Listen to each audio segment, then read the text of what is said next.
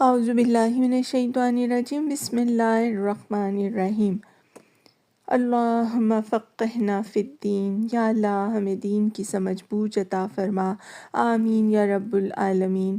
آج ہم سورہ حامیم کا ترجمہ آیت نمبر 44 سے شروع کر رہے ہیں۔ ان سے کہو، یہ قرآن ایمان لانے والوں کے لیے تو ہدایت اور شفا ہے، مگر جو لوگ ایمان نہیں لاتے ان کے لیے یہ کانوں کی ڈاٹ اور آنکھوں کی پٹی ہے۔ ان کا حال تو ایسا ہے جیسے ان کو دور سے پکارا جا رہا ہو۔ ان سے پہلے ہم نے موسیٰ علیہ السلام کو کتاب دی تھی اور اس کے معاملے میں بھی یہی اختلاف ہوا تھا۔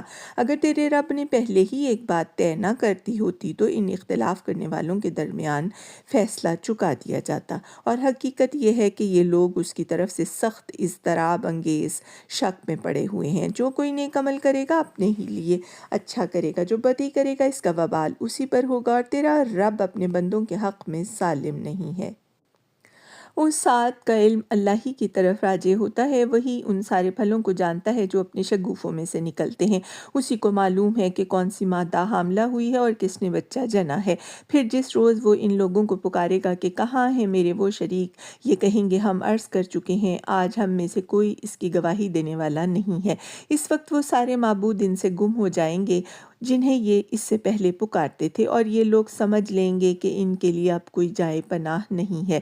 انسان کبھی بھلائی کی دعا مانگتے نہیں تھکتا، اور جب کوئی آفت اس پر آ جاتی ہے تو مایوس اور دل شکستہ ہو جاتا ہے، مگر جو ہی کہ سخت وقت گزر جانے کے بعد ہم اسے اپنی رحمت کا مزہ چکھاتے ہیں تو یہ کہتا ہے کہ میں اسی کا مستحق ہوں، اور میں نہیں سمجھتا کہ قیامت کبھی آئے گی۔ لیکن اگر واقعی میں اپنے رب کی طرف پلٹایا گیا تو وہاں بھی مزے کروں گا، حالانکہ کفر کرنے والوں کو لازماً ہم بتا کر رہیں گے کہ وہ کیا کر کر آئے ہیں، اور انہیں ہم بڑے گندے عذاب کا مزہ چکھائیں گے۔ انسان کو جب ہم نعمت دیتے ہیں تو وہ منہ پھیرتا ہے اور اکڑ جاتا ہے، اور جب اسے کوئی آفت چھو جاتی ہے تو لمبی چوڑی دعائیں کرنے لگتا ہے۔ اے نبی، ان سے کہو کہ کبھی تم نے یہ سوچا کہ اگر واقعی یہ قرآن خدا ہی کی طرف سے ہوا اور تم اس کا انکار کرتے رہو تو اس شخص سے بڑھ کر بھٹکا ہوا اور کون ہوگا جو اس کی مخالفت میں دور نکل گیا ہو۔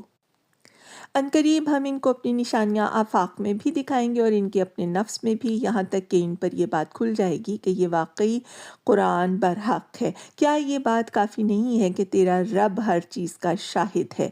آگاہ رہو، یہ لوگ اپنے رب کی ملاقات میں شک رکھتے ہیں، سن رکھو وہ ہر چیز پر محیط ہے۔ صدق اللہ العظیم، وآخر الدعوانا ان الحمد للہ رب العالمین۔